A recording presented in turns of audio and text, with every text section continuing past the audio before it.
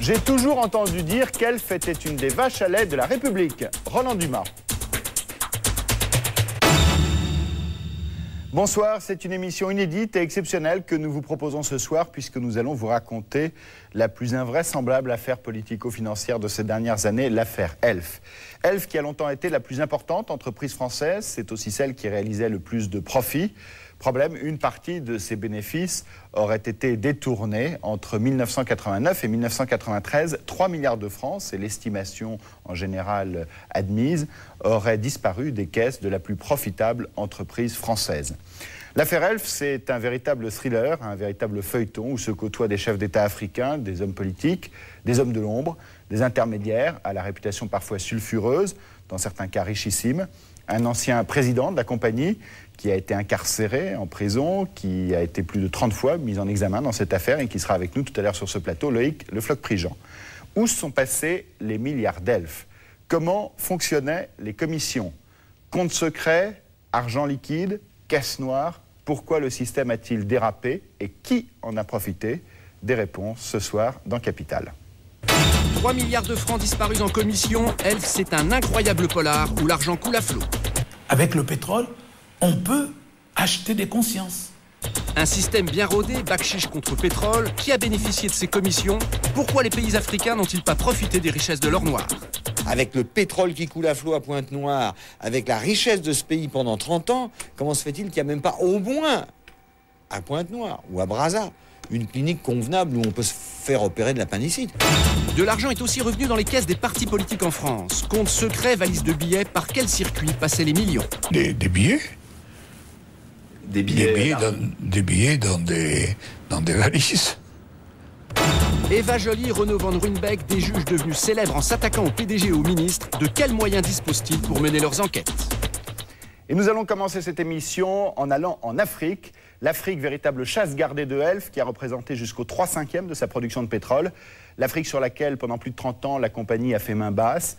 Comment expliquer que dans un pays aussi riche en pétrole que le Congo, par exemple, il n'y ait même pas un hôpital décent, alors que dans le même temps, ses dignitaires roulent en limousine?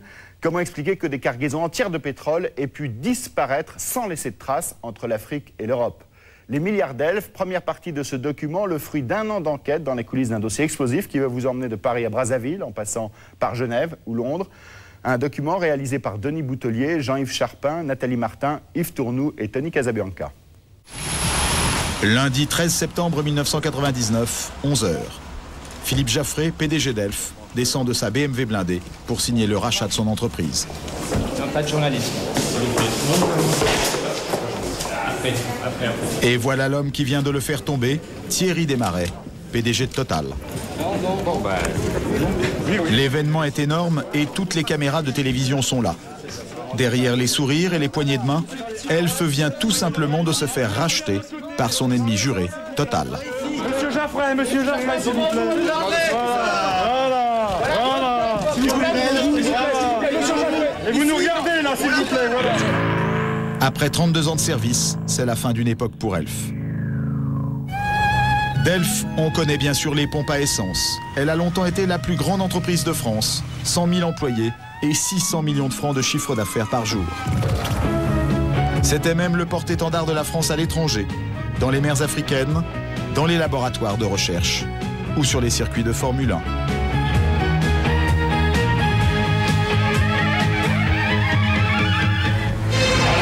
Mais pour beaucoup, si Elf en est arrivée là, c'est qu'elle a aussi abrité le plus grand scandale des 30 dernières années, l'affaire Elf. Elf, l'énergie d'une passion. À l'origine de l'histoire, des millions distribués en toute discrétion par les patrons de l'entreprise. Pour comprendre, nous sommes allés voir l'ancien PDG d'Elf entre 89 et 93, Loïc Le Floch-Prigent, aujourd'hui consultant. Prédécesseur de Philippe Jaffray, il est le seul PDG à accepter aujourd'hui de parler de ces millions qui font scandale, ce qu'on appelle les commissions, des sommes colossales versées à des intermédiaires pour obtenir des contrats. Elles sont justifiées depuis l'origine par le fait que si jamais elles n'existent pas, on ne fait rien. C'est-à-dire ? Si jamais vous ne voulez pas, si jamais vous ne voulez pas rentrer dans un pays, c'est facile, vous ne payez pas de commission. Exactement, si jamais vous voulez rentrer dans un pays, vous payez une commission. À qui cet argent est-il versé? Par quel circuit secret transite-t-il? Nous nous sommes intéressés à une des plus grosses opérations menées sous le règne de Loïc Le Floch-Prigent au Venezuela, un pays pétrolier d'Amérique du Sud. Nous sommes alors en 1990. Elf cherche à obtenir la concession de 2 champs de pétrole situés dans cette région, l'Orénoque. Problème, les dirigeants d'Elf ne connaissent personne au sein des autorités locales. Il leur faut trouver un entremetteur. Et c'est là qu'entre en scène André Guelfi, fou d'avion et milliardaire. Il a déjà fait ses preuves dans les affaires au Venezuela pour le compte d'autres entreprises françaises comme la Générale des Eaux. Elf fait appel à lui.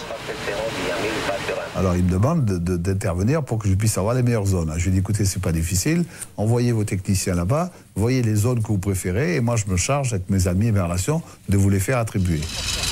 Ce qui compte dans ces affaires, ce sont les relations.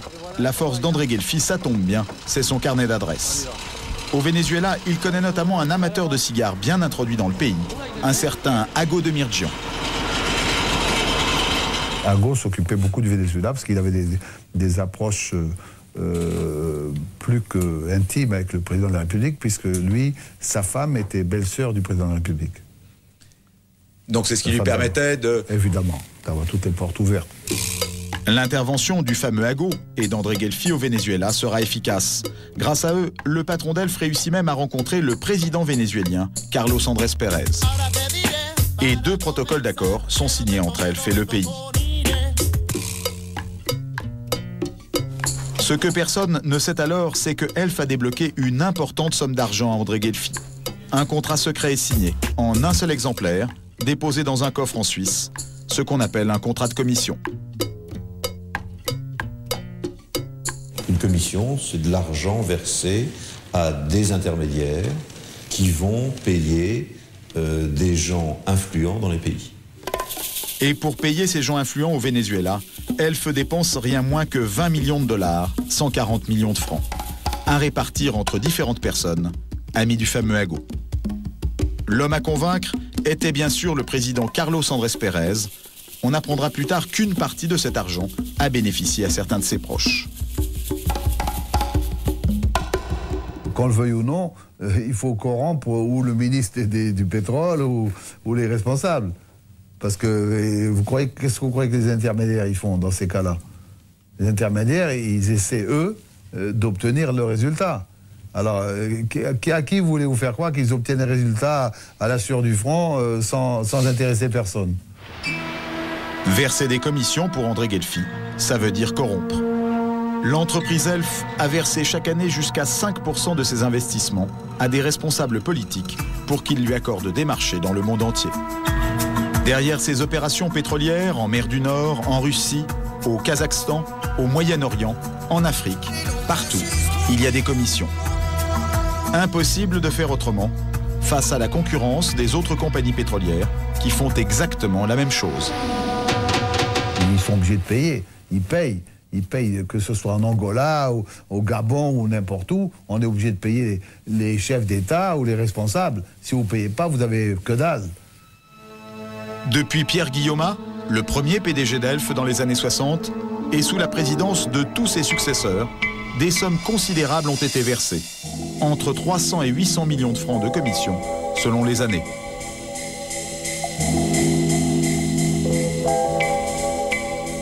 Vous êtes certain que ça a été pratiqué dès la création de l'entreprise, sous M. Guillaumat? Il n'y a pas d'autre solution. Ça a été continué sous M. Chalandon? Oui. Et sous M. Pecker? Oui, et continué sous M. Geoffrey. Bien sûr, il n'y a pas d'autre solution. Et M. Desmarais continue, il n'y a pas d'autre solution. Payer des bakchiches, les mots comme les montants ne sont évidemment inscrits nulle part dans les documents annuels que publie Elf. Les salariés ne les connaissent pas, les actionnaires non plus.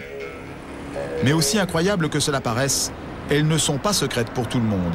Elles sont même légales et avalisées par les plus hautes autorités de l'État, au ministère des Finances.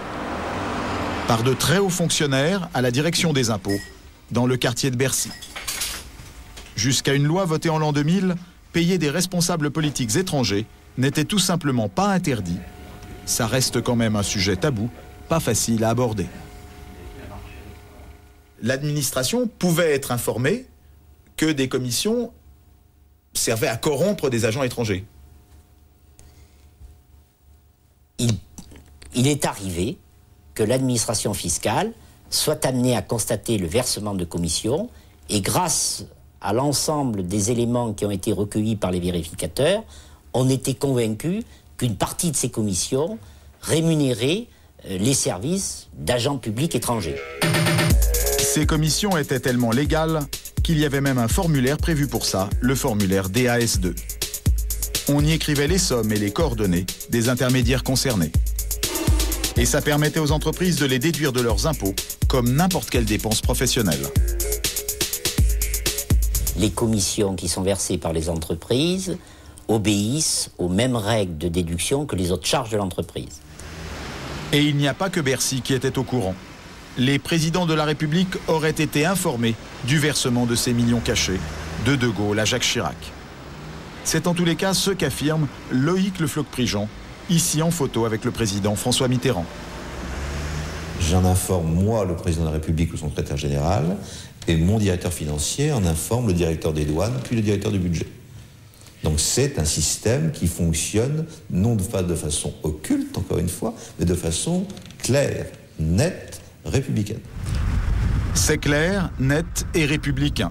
Le système a surtout permis à l'entreprise de bâtir depuis son siège du quartier de la Défense un colossal empire d'argent, principalement sur le dos d'un continent, l'Afrique. L'Afrique, le long des côtes du golfe de Guinée, c'est le précaré historique d'Elf. Elle représente les 2/3 de la production de la compagnie, au large du Gabon, du Cameroun, de l'Angola, du Nigeria, du Congo.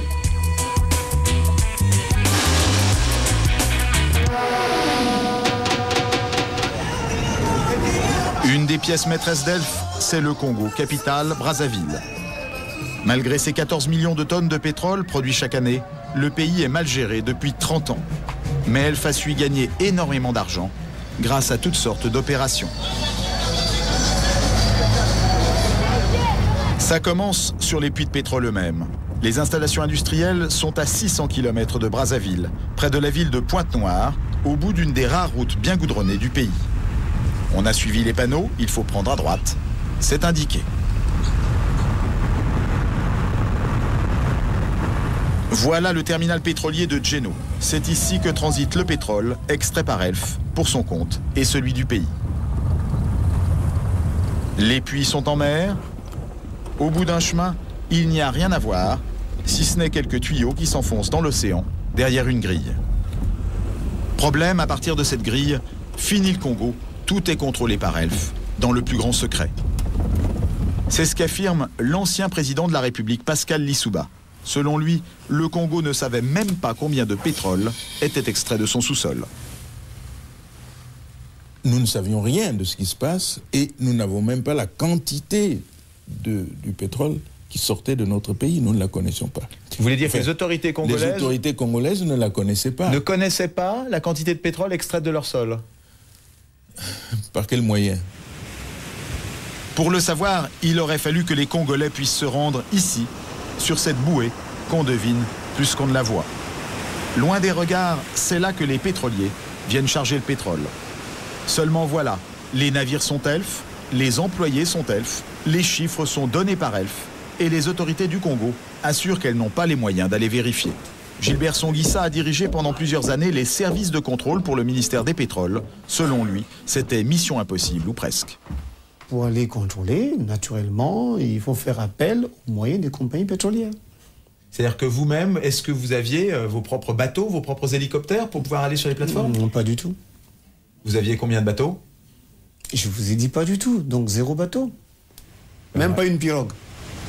Au large de ces plages, des quantités de pétrole importantes auraient ainsi été acheminées sans que les officiels congolais n'en soient mis au courant. Parfois même, des navires entiers.